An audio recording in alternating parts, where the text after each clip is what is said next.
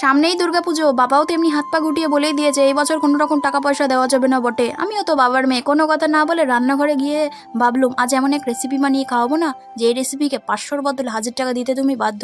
তো চলুন রেসিপিটা দেখে নেওয়া যাক। প্রথমে মিক্সিং জারে ধনেপাতা, কাঁচা লঙ্কা, কাজু বাদাম আর কিছুটা পরিমাণ নারকেলকে পেস্ট করে নেব। এরপর তাতে দিয়ে দেবো সর্ষে বাটা, পোস্ত বাটা, পরিমাণ মতো নুন, হলুদ, কিছুটা কাঁচা সর্ষের তেল। সবটাকে ভালো মতো মিক্সিং করে পনিরটাকে বড় বড় করে কেটে সেই মশলার সাথে মাখিয়ে নেব। এরপর দুটো কলা পাতাকে আড়াআড়ি করে দেবো। তারপর সেই কলা পাতার ওপরে 2 পিস পনির দিয়ে ওপর দিয়ে বেশ কিছুটা মশলা দিয়ে একদম একটা সুতো দিয়ে টাইট করে গিট বেঁধে নেব।